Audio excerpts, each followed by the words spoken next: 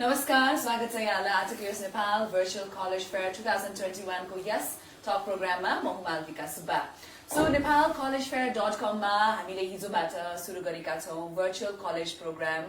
यो 5 दिन हुन गइरहेको छ यो कार्यक्रम र यसलाई education.com private limited leading management and IT entrance preparation centre Nepal र event managed by vision media incorporation रहेको छ र हामीले 12 भन्दा हायर स्टडिज ब्याचलर्स र मास्टर्सको लागि चाहिँ यो कलेज फेयर आयोजना गर्दै आइरहेको छ। 6औं वर्ष सकिसक्यो, यो 7औं वर्षमा प्रवेश गरेको छ र पेन्डेमिकको कारणले गर्दाखेरि यो वर्ष हामी भर्चुअल गएका छौं nepalcollegefair.com मा। सो यदि यहाँ तपाईहरु ब्याचलर्स र मास्टर्स लेभलको स्टडिज गर्न चाहनुहुन्छ नेपालमै बसेर भनेदेखि नेपाल भर्चुअल कलेज फेयर 2021 तपाईको लागि नै हो। Don't forget the website nepalcollegefair.com मा यहाँहरु जान सक्नुहुन्छ। स्कलरशिपको अपर्च्युनिटिजहरु पनि यहाँले पाउन सक्नुहुन्छ। सो डिफरेन्ट युनिभर्सिटिजहरुको एफिलिएसन रहेको छ, कलेजेसहरु रहेको छ जस्तै Tribhuvan university, Kathmandu university, Pokhara university, Purvanchal university, mid western university, far western university र इन्टरनेशनल युनिभर्सिटिजहरु जसको कलेजेस यही नेपालमा छ, त्यो कलेजेसहरु पनि यो भर्चुअल फेयर कार्यक्रममा हुनुहुन्छ। तपाईले पूर्ण रूपमा मौका र फाइदा उठाउन सक्नुहुनेछ। भर्चुअल सेसन्सहरु पनि हुनेछ। तपाईले भर्चुअल टुर गर्न सक्नुहुनेछ कलेजेसहरुको। स्कलरशिपको लागि पनि तपाईहरुले अप्लाई गर्न सक्नुहुनेछ। पेरेन्ट्सहरुको लागि, टिचर्स, स्टुडेन्ट्सहरुको लागि एकदमै राइट अपर्च्युनिटी रहेको छ यो सन्दर्भमा। र आज हामीसँग इन कन्भर्सेसन हुनुहुन्छ। म आजको हाम्रो गेस्टहरुलाई स्वागत गर्न चाहन्छु। हामीसँग हुनुहुन्छ Anil Kedia sir, chairman of DAV college. नमस्कार अनिल सर, स्वागत छ यहाँलाई। DAV college is one of the best management colleges in Nepal र हामीसँग हुनुहुन्छ of course the one and only Kulman घिसिङ sir, former MD of NEA. नमस्ते sir, welcome to the programme. दुवैजना जेन्टलमेनलाई पुनः एकपटक हार्दिक धन्यवाद छ आजको हाम्रो कार्यक्रममा समय दिएर आइदिनु भएकोमा। सो भर्चुअल कलेज फेयर 2021 मा चाहिँ बेसिकली म्यानेजमेन्ट र आईटी कलेजेसहरुलाई प्राथमिकता दिएको छ। DAV college is definitely known for its management education हैन सर। यो एन्टरप्रेन्योरशिपको कन्सेप्ट अहिले नेपालमा एकदम धेरै डेभलप भइरहेको छ। धेरै जनाले आफ्नै काम गर्न चाहनु पनि हुन्छ डेफिनेटली र धेरै युवा पुस्ताहरूलाई चाहिँ हामीले रिटेन गर्नको लागि क्वालिटी एजुकेसन चाहियो भन्ने जस्तो धेरै कन्भर्सेसन्सहरु भइरहेको छ। अब एन्टरप्रेन्योरशिप हुनको लागि, बिजनेस गर्नको लागि क्वालिटी एजुकेसन कतिको जरुरी यहाँले देख्नु भएको छ? क्वालिटी भनेको त हरेक चीजमै क्वालिटी चाहियो। एजुकेसनमै क्वालिटी या उसमै क्वालिटी भनेर हुँदैन र क्वालिटी एजुकेसन एउटा भेग वर्ड हो कि एउटा ठुलो क्वालिटी भनेको मैले एजुकेसनमा एउटै स्टेटमेन्टले क्वालिटीले मान्छ त्यो के हो भने क्वालिटी भनेकै त person should be a good human being. अरू केही पनि होइन एजुकेसनमा। अरू कुराहरू सब सेकेन्डरी, स्किलहरू, यिनीहरू कुराहरू, अरू हरेक चिज नलेजहरू, इन्फर्मेसनहरू, एउटा स्टुडेन्टको पर्सनालिटीहरू हरेक सेकेन्डरी। हामी पनि as a employer, as a अब कुनै अब इम्प्लोइ राख्दाखेरि फर्स्ट हामी हेर्छौँ उसको चाहिँ एटिच्युड कस्तो छ, अनेस्ट छ कि छैन, त्यो कुराहरू अब गुड ह्युमन बिङ छ कि छैन। यदि त्यो हामीले गर्न सक्यो भने द्याट इज क्वालिटी एजुकेसन भन्छौँ। मेरो आफ्नो जुन मिसन भिजनमा पनि म त्यही देखेको हुन्छु। जुन मेरो आफ्नो एउटा मेन कोर स्ट्रेन्थ भनौँ या कोर मेरो सोच्ने तरिका भनौँ, हाम्रो भ्याल्युजलाई नै, एथिक्सलाई नै मैले मेन मानेको छु। त्यो छैन भने बाँकी कुराहरू कुनै पनि काम लाग्दैन। तपाईँ आफै पनि यो कुरालाई कहीँ पनि सर पनि, कुलमान सर पनि बसिराख्नु भएको छ, यो कुरा मान्छु भने या स्वदेशमै इच्छा सबैको स्वदेशमै शिक्षा सबैको इच्छा भन्ने नारा छ भर्चुअल कलेज फेयरको। म आफै पनि नेपालमा पढेको एउटा विद्यार्थी हुँ र त्यसै अनुसार आफ्नो करियरलाई अगाडि बढाएको छु। कुमार सरले पनि फुलचोक इन्जिनियरिङ कलेजबाट मास्टर्स पनि गर्नुभयो, एस इन्स्टिच्युटबाट एमबिए डबल मास्टर्स छ यहाँको। नेपालमै एउटा क्वालिटी एजुकेसन लिए पश्चात त्यसले आफ्नो करियरमा कसरी त्यसले राम्रो एउटा वातावरण पैदा गरिदियो र विद्यार्थीहरूले अब कलेज थान्दाखेरि के कुराहरूमा ध्यान दिनुपर्छ होला सर? क्वालिटी एजुकेसन मैले अलिकति थपेँ। क्वालिटी एजुकेसन भनेको यो एक्सपर्टिज मात्रै होइन, सोसाइटीसँग कसरी इन्टिग्रेट गर्ने पार्ट पनि एकदमै इम्पोर्टेन्ट छ होइन। कसरी इन्टिग्रेट गर्ने, कसरी कोलाबोरेट गर्ने भन्ने पार्ट एकदमै महत्त्वपूर्ण छ। साथसाथै त्यसको मोरल ग्राउन्डहरू पनि एकदमै महत्त्वपूर्ण छ। कुनै पनि ठाउँमा सक्सेस गर्नलाई त्यसले चाहिँ त्यो स्टुडेन्टले कसरी इन्टिग्रेटेड आएर काम गरिरहेछ भन्ने एकदमै महत्त्वपूर्ण छ। अब नेपालमा चाहिँ मैले पनि इन्डियामा इन्जिनियरिङ गरेर आइसकेपछि नेपालमै 2टा मास्टर्स गरेँ। यहाँ गर्नुको फाइदा चाहिँ मलाई के लागेको भने यहाँ पढ्दा पढ्दै पनि नेपालकै प्रब्लम आफ्नै देशको इन्डिजिनस प्रब्लमसँग फेस गर्न सकिन्छ। त्यो सँगै बसेर तपाईँले धेरै आफ्नो चाहिँ थेसिसहरू धेरै कामहरू चाहिँ यहाँको प्रब्लमसँगै रहेर बसेर गर्न सकिन्छ र यहाँको चाहिँ सोसाइटीसँग पनि इन्टिग्रेट गर्न सकिन्छ। त्यो एउटा पार्ट हो भने आफ्नो करियरलाई पनि सँगसँगै पढाइ सँगसँगै करियर पनि आफ्नै कन्ट्रीभित्रै अगाडि बढाउन सक्ने हुनाले त्यो एकदम महत्त्वपूर्ण जस्तो लाग्छ। किनभने बाहिर पढेर आएर फेरि करियर यहाँ नेपालमा सुरु गर्नलाई केही समय लाग्छ र त्यो अलिकति ढिलो पनि भइसकेको हुन्छ। त्यो यो 2टा कुरा चाहिँ एकदम महत्त्वपूर्ण छ। अब कलेज सेलेक्सन भनेको चाहिँ मुख्य गरेर अब जहाँ चाहिँ प्र्याक्टिकल्ली चाहिँ कलेज मात्रै यो थ्योरिटिकल नलेज मात्रै होइन कि यो युटिलिटीसँग कुनै चाहिँ तपाईँले म्यानेजमेन्टको कोर्स लिइरहनु भएको छ अथवा इन्जिनियरिङ कोर्स लिइरहनु भएको छ भने त्यो चाहिँ युटिलिटीसँगको आफ्नो रिलेटेड फिल्डसँगको चाहिँ सँगसँगै त्यसको नलेज पनि प्र्याक्टिकल नलेज पनि गेन गर्ने हिसाबले र सोसाइटीसँग पनि त्यो किसिमले घुलमिल गर्ने इन्टिग्रेसन गर्ने हिसाबले अगाडि बढ्ने कलेजहरू सेलेक्सन गर्दा बेटर हुन्छ जस्तो लाग्छ मलाई। त्यो भएको हुनाले एकदम नाममा मात्रै ब्रान्डिङमा मात्रै गएर पनि हुँदैन। एउटा थ्योरिटिकल नलेज त हुन्छ तर प्र्याक्टिकल नलेज तपाईँले फिल्डमा काम गर्दाखेरि सबभन्दा त फिल्डको काम एक्सपिरियन्स एकदमै महत्त्वपूर्ण हुन्छ। त्यो फिल्डसँग चाहिँ सँगसँगै अगाडि बढ्ने कलेज चाहिँ बेटर हुन्छ जस्तो लाग्छ मलाई। खालि एक लाइन मात्र थप्न खोजेँ। मैले जुन भनेको स्टेटमेन्टमा सर हुँदाखेरि र पहिले इन्जिनियर एनइएमा त्योभन्दा उहाँभन्दा बढी जान्नेहरू बढी बुझ्नेहरू नहोला यस्तो छैन कि। र अन्तिममा कोर फ्याक्टर के भयो भने उहाँको अनेस्टी नै भयो कि। तपाईँ कहीँ जसरी पनि हिसाब लगाउनु अरू कुराहरू छन्, म यो भन्दैन कि छैन, तर बेसिक ह्युमन फ्याक्टरलाई हामीले चाहिने मानेन भने बाँकी कुरोहरू सबसाइड हुँदै जान्छ। त्यसैले मैले भन्न खोजेको कुलमान सर यहीँ हुनुहुन्छ, त्यसैले मैले भनेको स्टेटमेन्ट झन् बल उहाँले दिइराख्नु भएको छ उहाँको कामले। हजुर, मलाई अर्को के लाग्यो भने सर किनभने हजुरको एउटा एजुकेसन यसो हेर्दाखेरि इन्जिनियरिङ लिइसकेपछि एमबिए गर्नु पनि एउटा फ्रुटफुल पार्ट भयो नि त। किन एमबिएले त म्यानेजरिङ स्किल्सहरूको कन्भर्सेसन्सहरू गर्छ होइन। अब यहाँले विद्युत प्राधिकरणमा काम गरिरहँदा जुन बेलादेखि हजुर आउनुभयो अहिलेसम्म पनि हामीले यहाँलाई कति मिस गर्छौँ। अहिले त झन् हरेकचोटि पत्ती जाने बित्तिकै मिसी कुलमान सर भन्ने धेरैजना हुनुहुन्छ। वर्ल्डको बेस्ट कम्बिनेसन नै टेक्निकल नलेज, चाहे इन्जिनियरिङ होस्, चाहे आइटी होस्, चाहे मेडिकल होस्, टेक्निकल नलेज चाहे माइक्रोबायोलोजी होस्, जे पनि टेक्निकल नलेज विथ म्यानेजमेन्ट। सिर्फ म्यानेजमेन्ट पढेर हुँदैन। अहिलेको टेक्निकल नलेज छैन, खालि म्यानेजमेन्ट छ। त्यो म्यानेजमेन्टले टेक्निकललाई सपोर्ट गरेन, टेक्निकलले म्यानेजमेन्ट सपोर्ट गरेन, दुवै आइसोलेट हुन्छ, दुईटै काम लाग्दैन। डेफिनेटली हो sir, that is very true. So यसै सन्दर्भमा कुलमान सर हजुरलाई प्रश्न चाहिँ मेरो, जस्तै अब एउटा होल टिमलाई लिड गरिरहँदा नयाँ परिवर्तन लिएर आउँदाखेरिको त्यसमा च्यालेन्जेस के थिए र त्यसमा के स्किल्सहरू चाहिँदो रहेछ? मुख्य गरेर अब यो कुनै पनि सक्सेस भनौँ होइन, सफलताको लागि च्यालेन्ज नै फेस गर्नुपर्छ होइन।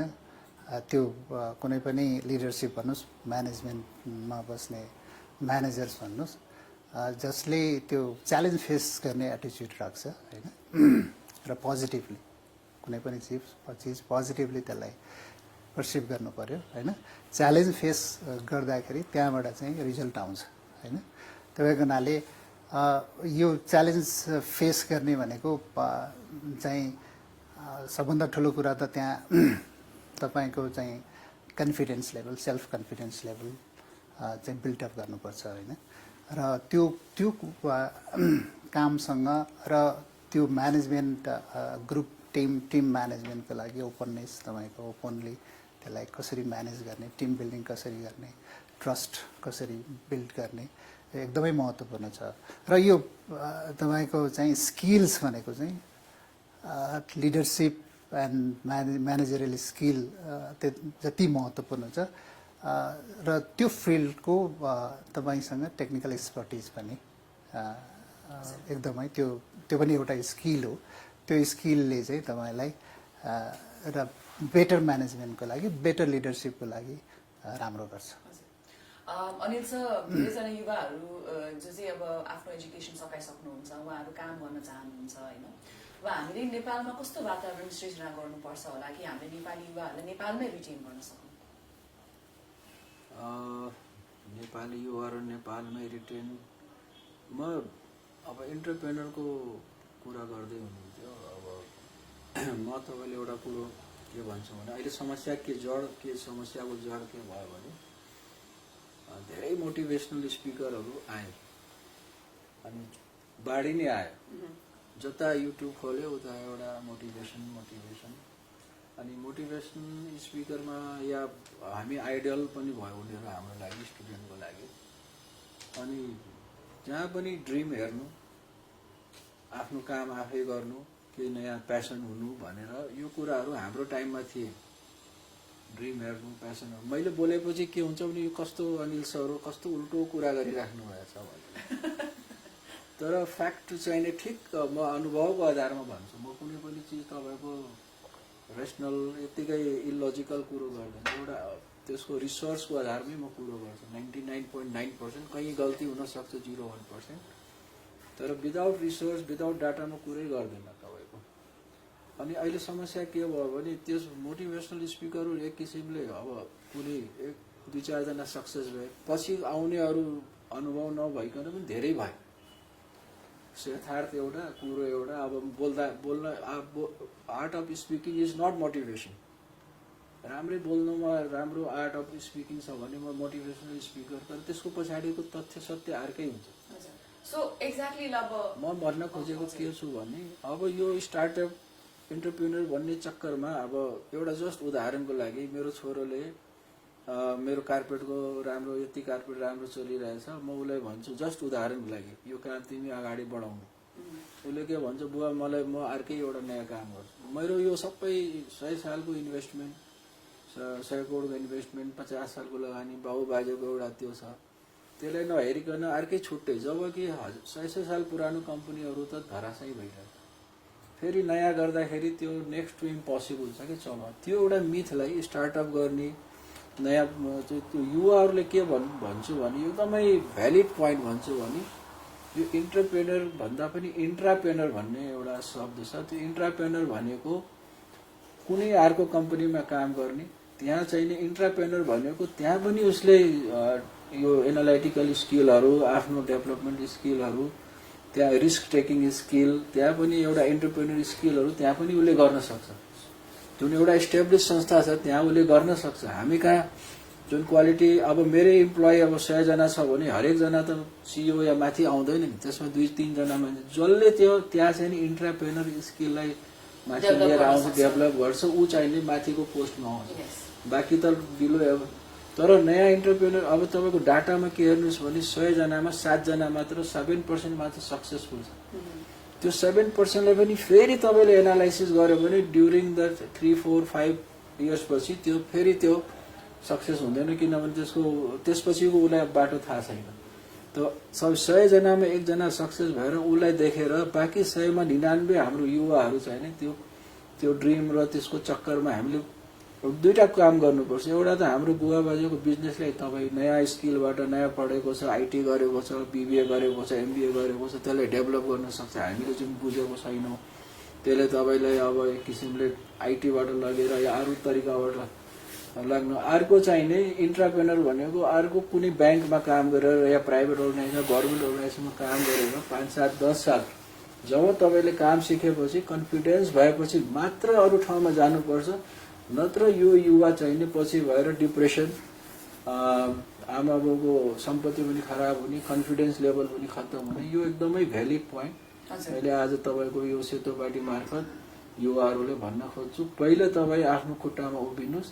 यो हिरो बन्नलाई साँच्चीकै भन्दाखेरि हिरो बन्नलाई काम नगर्नुहोस्, किनभने सबभन्दा खतरा के छ भने तपाईँको कार्ड बनाउनु छ, I am the chairman of फलाना एउटा कम्पनी, म म्यानेजिङ डाइरेक्टर पार्टनर, त्यसपछि त्यहाँ फेलियर भएपछि त्यो कहीँ जब पनि गर्न सक्छ, यताबाट पनि गयो उताबाट पनि गयो।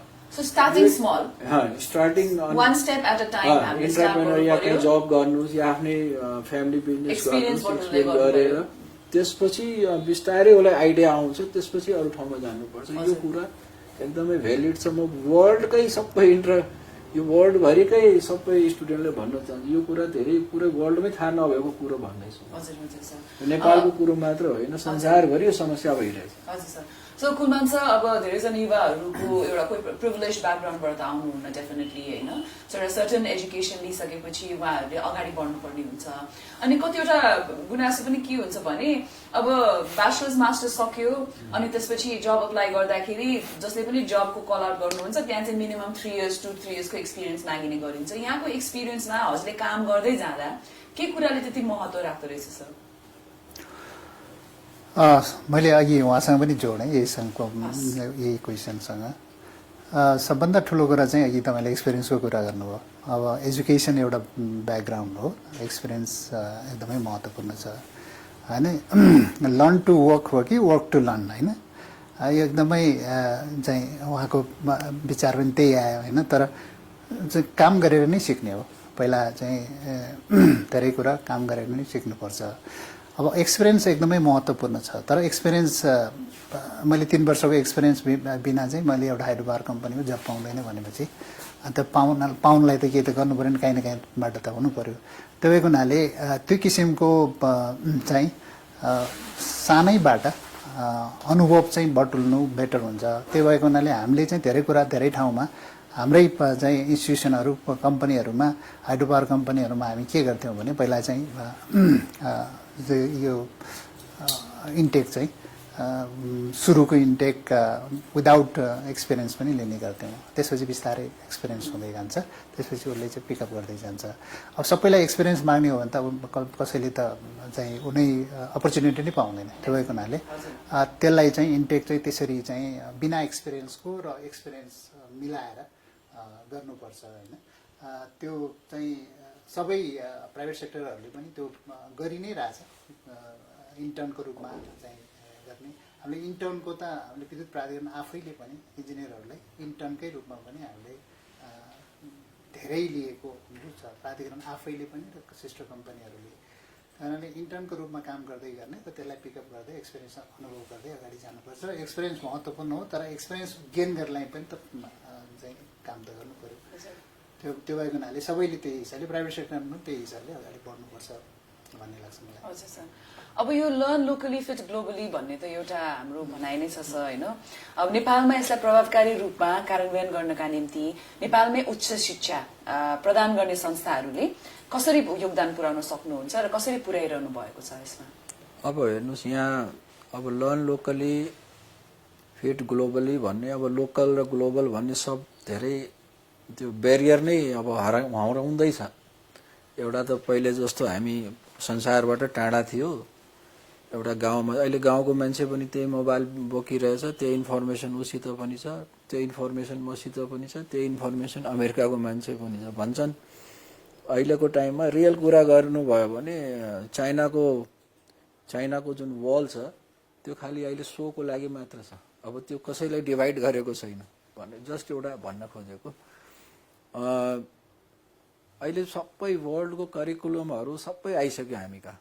अब जुन अमेरिकाको रिसर्च प्याटर्न छ, जुन तपाईँको सिङ्गापुरको रिसर्च प्याटर्न छ, या हार्वर्डको जुन कुराहरू छ, युकेको कुराहरू छ, अब त्यो कुराहरू हामी अलरेडी त्यसलाई अब ब्रिटिस कलेजहरू छन्, इस्लिङटन छन्, हाम्रो डिएभी छन्, जुन पनि कलेज छन् त्यो पढाउँदाखेरि त हामीले इन्टरनेसनली एरिनामा गएरै पढाइरहेछौँ। कुनै पनि चिज यस्तो छैन कि अब अलिकति फ्याकल्टीहरूमा फरक होला, त्यसले अलिक फरक त पार्छ, तर हाम्रो प्याटर्न त अब रिसर्च बेस गराउने, एक्सन बेस लर्निङ गराउने, यो सफ्ट लर्निङ स्किल सिकाउने, यो हरेकले गर्न सुरु गरिदियो। म्याडमले पनि त्यो थाहा छ। त्यसैले अबको हाम्रो स्टुडेन्ट चाहिँ नि इन्टरनेसनली ग्लोबली फिट भइसक्यो उनीहरू अलरेडी।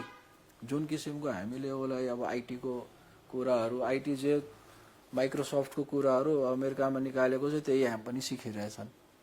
अहिले मेरै साथीको छोराछोरीहरू मैले धेरै मान्छेलाई चिन्छु यहाँ बसेर work from home 2-2 lakh 3-3 lakh 4-4 lakh रुपियाँ कमाउनेहरू अब अस्ट्रेलियामा उसले अस्ट्रेलियाको कम्पनीमा बसे कम्पनी अस्ट्रेलियाको छ अमेरिकाको छ नेपालमै बसेर काम गर्यो। अहिले आउने दिनमा नेपालको नेपालीहरू अलि भन्छु म टेक्नोलोजी वाइज धेरै नै एडप्ट गर्नमा धेरै सिपालु हुन्छ।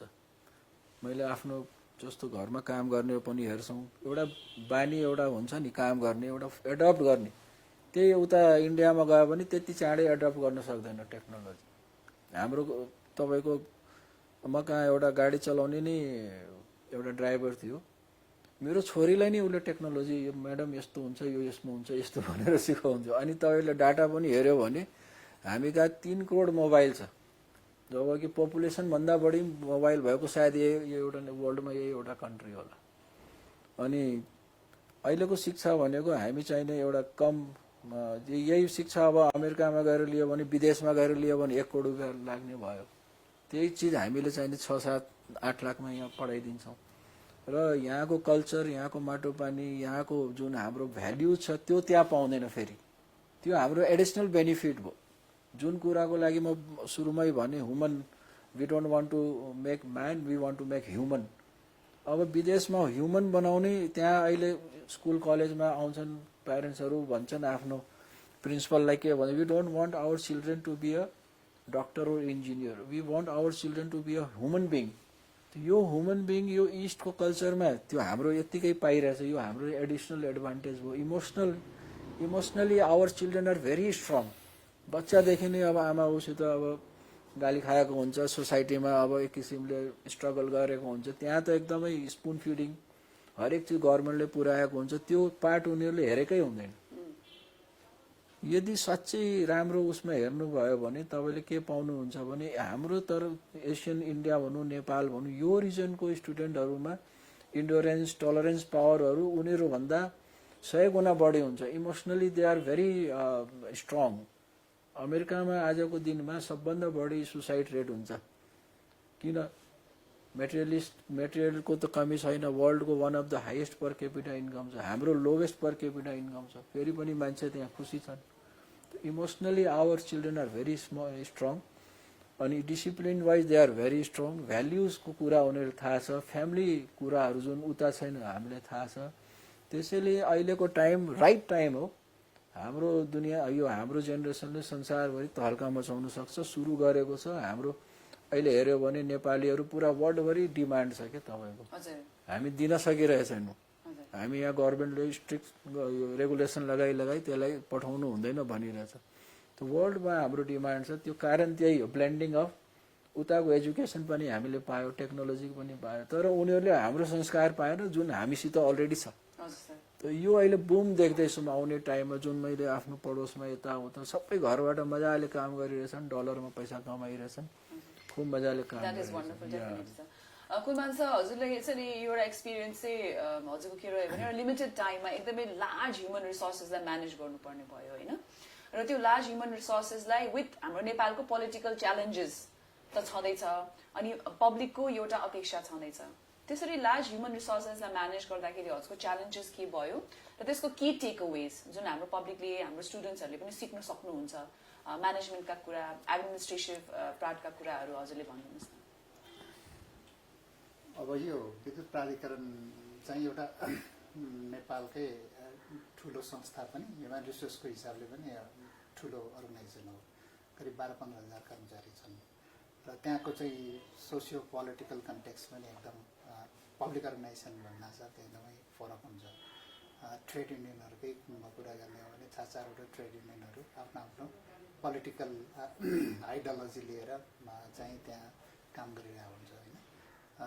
एकदमै त्यो कन्टेक्स्ट चाहिँ एकदमै अप्ठ्यारो कन्टेक्स्ट हो र त्यसकै भित्रको समस्या होइन। समस्या भनेको तपाईँको धेरै अब सुरुमा त लोड सेडिङकै समस्या थियो त्यस्तै गरेर आफ्नो फाइनेन्सियल म्यानेजमेन्टको समस्या इफिसियन्सी कसरी गेन गर्ने भन्ने समस्याहरू त्यहाँ एकदमै त्यहाँ त्यो ट्रस्ट होइन मुख्य कुरा विश्वास एक अर्कामा विश्वास छैन होइन सबै चाहिँ आफ्नो हिसाबले चेन अफ कमान्ड छैन त्यो एकदमै ठुलो समस्याभित्र प्राधिकरण थियो त्यो चाहिँ पहिलो कुरा चाहिँ ह्युमन रिसोर्सको म्यानेजमेन्ट कसरी गर्ने होइन अब भन्ने कुरा त्यहाँ रिजल्ट निकाल्नु त ह्युमन रिसोर्सबाटै हो अब कस्तो समस्या भने अब त्यहाँ फेरि हामी राइट म्यान मात्रै हुन्छ भन्ने छैन होइन त्यहाँ सबै किसिमको मान्छे हुन्छन् अब हामीले हायर पनि गर्न सकिँदैन फायर पनि गर्न सकिँदैन त्यो फेरि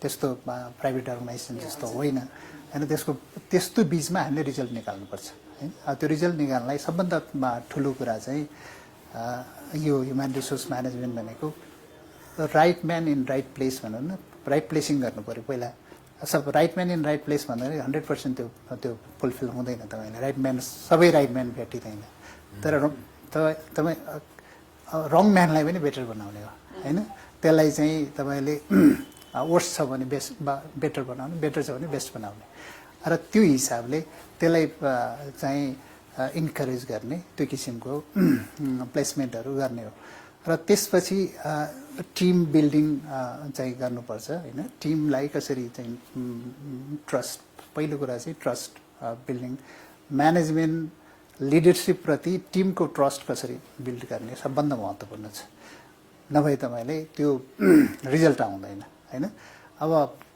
जे टिमले चाहिँ गर्छ अथवा टिम लिडरले जे भन्छ त्यो गरिरहेछै छैन कन्सिस्टेन्सी छ कि छैन सबभन्दा महत्त्वपूर्ण तपाईँले एउटा कुरा डिरेक्सन दिने गर्ने तर के अरे बोल्ने तर गर्ने अर्को भयो भने त्यो चाहिँ एकदमै गाह्रो हुन्छ कसैलाई टिज गर्न शिक्षा दिन सजिलो छ तर त्यो बोलेको कुरामा लिभ इन गर्न चाहिँ एकदमै गाह्रो छ त्यो भने त्यो गरिरहेछै छैन लिडरसिप फेल कहिले हुन्छ ट्रस्ट फेल भएपछि हुन्छ त्यही त्यो सबै कुरा टिम बिल्डिङ ट्रस्ट र एउटा भिजन लिएर एउटा टार्गेट लिएर एउटा सेट टार्गेटमा अगाडि बढ्नलाई एउटा मोटिभेट इन्सपायर भइसकेपछि काम गर्न सजिलो हुन्छ नभए किनभने त्यहाँ डिफ्रेन्ट पोलिटिकल कन्टेक्सको चाहिँ ट्रेड युनियनहरू आफ्नो आफ्नो इन्ट्रेस्ट हुन्छन् कर्मचारीको चाहिँ सोसियो पोलिटिकल कन्टेक्स्ट पनि फरक छ होइन आफ्नो आफ्नो इन्ट्रेस्टमा त्यसलाई चाहिँ एउटा अर्गनाइजेसनको गोलमा भिजनमा अगाडि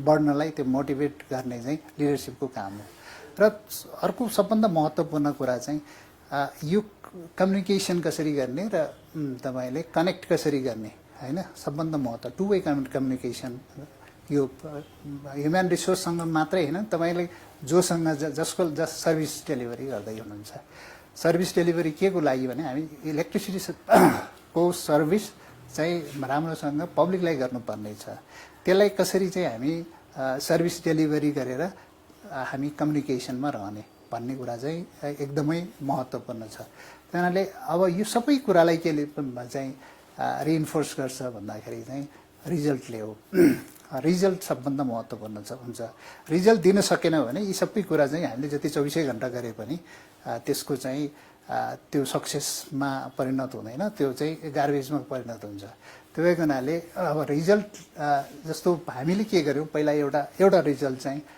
लोड सेडिङ अन्त्य गऱ्यौँ त्यो लोड सेडिङ अन्त्य देशभरि गर्न नसक्यो भने काठमाडौँबाट सुरु गऱ्यौँ बिस्तारै गऱ्यौँ र त्यसले चाहिँ एउटा मेसेज पब्लिकसँग एउटा कनेक्ट भयो र यो कम्युनिकेसन टु वे कम्युनिकेसन विद्युत प्राधिकरणको एमडीलाई पब्लिकले कहिले पनि चिन्दैन थियो तर जब चाहिँ लोड सेडिङ अन्त्य भयो प्राधिकरणको एमडी को हो भनेर चिन्न थाल्यो होइन त्यो एउटा चाहिँ अब हाम्रो कर्मचारी लिङ्केज कर्मचारीहरूको बिचमा पनि एउटा मोटिभेसन फ्याक्टर त्यो पनि रह्यो किनभने हिजो आफ्नो ड्रेस लाएर बाहिर गर्नु लोड सेडिङ गर्ने कर्मचारी भनेर चिनिन्थ्यो भने अलिकति अब चाहिँ प्राधिकरणले केही गरिरहेछ भने त्यो एउटा मोटिभेसन फ्याक्टर पनि भयो त्यसले अझ चाहिँ रिइन्फोर्स गर्दै गयो अर्को थप म्यानेजमेन्ट यो भित्रको आन्तरिक म्यानेजमेन्ट गर्नलाई त्यसले पब्लिकको जुन किसिमको सपोर्ट आयो पब्लिकको जुन इमोसनल एट्याचमेन्ट भयो त्यसले चाहिँ इन्टरनल म्यानेजमेन्ट गर्नलाई रिइन्फोर्स गर्दै गयो त्यही हुनाले रिजल्ट चाहिँ सबभन्दा महत्त्वपूर्ण हो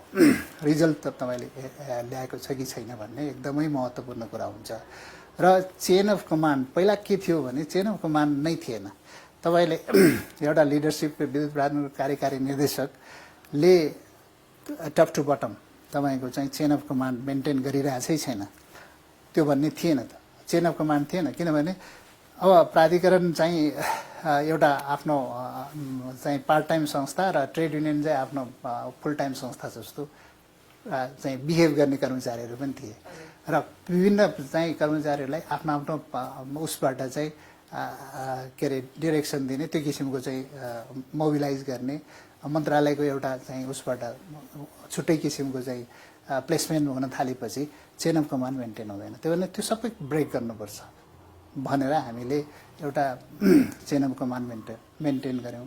त्यो मोटिभेसनको फ्याक्टर सबभन्दा महत्त्वपूर्ण हो। मोटिभेसन भनेको तपाईँले मोटिभेसन गर्ने भनेको फाइनेन्सियल मोटिभेसन मात्रै होइन। मोटिभेसन चाहिँ एउटा जुन दण्डहीनता जुन बढी थियो, त्यो दण्डहीनतालाई अन्त्य गर्नु पनि मोटिभेसन हो। राम्रो मान्छेलाई मोटिभेसन, इम्प्युनिटी भन्छ नि। अब त्यो चाहिँ तपाईँले जसले जे नराम्रो काम गरे पनि हुने, त्यो चाहिँ राम्रो हुँदै जाने भयो भने बेटर मान्छेले किन काम गर्छ, गर्दैन नि त। त्यो मोटिभेट गर्नलाई पनि त्यो दण्डहीनतालाई अन्त्य गर्नुपर्छ भनेर हामीले धेरै कारबाहीको कामहरू पनि गऱ्यौँ। त्यो भएको हुनाले जब रिजल्ट आउन थाल्यो अनि संस्था पोजिटिभ ब्यालेन्स सिटमा आउने 9 अरबको घाटाको संस्था चाहिँ नाफामा आउन थाल्यो। त्यसपछि र लस जुन हाम्रो एकदम म्यासिभ लस हुन्थ्यो, त्यो चाहिँ लस घट्न थाल्यो जब दण्डहीनताको अवस्थालाई अन्त्य गर्दै गयौँ। त्यसले गर्दाखेरि म्यानेजमेन्टलाई रिइन्फोर्स गर्दै गयो। त्यो भएको हुनाले मैले अब यो भन्न खोजेको चाहिँ के हो भने सबभन्दा ठुलो कुरा चाहिँ कुनै पनि लिडरसिप को लागि चाहिँ ट्रस्ट नै हो, होइन? तपाईँ प्रति लिडरसिप प्रतिको ट्रस्ट। हाम्रो म्यानेजिङ डाइरेक्टरले जे गरिरहेछ ठिक गरिरहेछ भन्ने जब कर्मचारीमा पर्छ अनि त्यसपछि चाहिँ लिडरसिप र त्यो अरू पनि म्यानेजमेन्ट सक्सेस हुँदै जान्छ। त्यसको लागि के चाहिन्छ त? पहिलो कुरा त म्यानेजमेन्टको इन्टेग्रिटीको पार्ट, एथिक्सको पार्ट, गभर्नेन्सको पार्ट सबै महत्त्वपूर्ण छ, होइन? अब त्यो भएन, तपाईँले एउटा कुरा बोल्ने, अर्को काम गर्ने, तपाईँ चाहिँ इन्टेग्रिटीमा नभने, तपाईँको अनुशासन नहुने, सेल्फ डिसिप्लिन हुँदैन भने कसरी हुन्छ? सेल्फ गभर्नेन्स सिस्टमलाई चाहिँ राम्रो गर्न म सधैँ भन्ने गर्दै हरेकले आफ्नो गभर्नेन्स सिस्टमलाई राम्रो गरौँ, अटोमेटिकल्ली 50% त प्रब्लम सल्भ हुँदै जान्छ। अब त्यो भएको म्यानेजमेन्ट भन्नुहोस्, लिडरसिप आफैबाट सुरु गर्ने हो। पहिलो कुरा त आफूबाटै सुरु गर्नु। आफ्नो म्यानेजमेन्ट कसरी गर्ने, टाइम म्यानेजमेन्ट, आफ्नो चाहिँ बिहेभियर म्यानेजमेन्ट, आफ्नो चाहिँ एटिट्युड म्यानेजमेन्ट कसरी गर्ने भन्ने नै सबभन्दा महत्त्वपूर्ण। त्यहीबाट चाहिँ चेन्ज सुरु हुन्छ। यदि त्यो गरेन, अरूले मात्रै गर्नुपर्ने र अरूलाई गर्न चाहिँ डिरेक्सन दिने, आफू नगर्ने भयो भने त्यो सक्सेस हुँदैन। त्यही भएर सबभन्दा ठुलो कुरो हार्ड वर्किङ हुनुपर्छ, डेडिकेटेड हुनुपर्छ, कमिटेड हुनुपर्छ। तर आफू डिसिप्लिनमा छ कि छैन, आफ्नो डिसिप्लिन, फाइनेन्सियल डिसिप्लिनमा भन्नुहोस्, अरू सबै डिसिप्लिन आफूमा चाहिँ छ कि छैन भन्ने चाहिँ सबभन्दा महत्त्वपूर्ण हो। र आफूले लिडरसिप सक्सेस हुनलाई जहिले पनि जे बोलिरहेछ त्यो गर्नुहोस्, होइन? बोलेको कुरा गर्नुहोस्, यो सबैमा लागु हुन्छ। बोलेको कुरा गर्ने, नगर्ने कुरा नबोल्ने, होइन? अब जब चाहिँ तपाईँ फेथ चाहिँ टुट्छ, त्यो चाहिँ लिडरसिप फेल हुन्छ। र बारम्बार हामीले जसलाई सर्भिस डेलिभरी गरिरहेछौँ र जोबाट सर्भिस डेलिभरी गराइरहेछौँ र कम्युनिकेसनमा रहनुपर्छ। त्यो कम्युनिकेसन कनेक्सन हुनु पर्यो र टु वे कम्युनिकेसन हुनुपर्छ। र त्यो तपाईँले गरेको चिजलाई कम्युनिकेट गर्न सक्नु पनि लिडरसिपको ठुलो महत्त्व हुन्छ। नभए तपाईँले त्यसलाई चाहिँ रिइन्फोर्स गर्न सकिँदैन। त्यो हुनाले यो चाहिँ यो विषयहरू तपाईँ अर्को कुरा चाहिँ यो सबैमा लागु हुने यो प्यासेन्स एकदमै महत्त्वपूर्ण छ। र यो डिसिजन मेकिङ प्रोसेस तपाईँ कुनै पनि चिजमा सबैमा लागु हुने भनेर तपाईँले करेज टु डिसाइड, होइन? अब टाइमली डिसाइड गर्नु भयो, टाइममा डिसाइड गर्नु पऱ्यो। कुनै पनि यति ठुलो अर्गनाइजेसन, हाम्रो ठुलो अर्गनाइजेसन, तपाईँले त्यहाँ बसेर कुनै पनि डिसिजन तपाईँले 2 दिन रोक्नु भने त्यसले 2 महिना डिले गर्छ, होइन? डिसिजन प्रोसेस यति फास्ट हुनुपर्छ। यदि महिना के अरे दिनमै 50औँवटा फाइल स्वीकृत गर्नुपर्छ, डिसिजन गर्नुपर्छ, कसरी अगाडि बढ्ने भन्ने कुराहरू गर्नुपर्छ।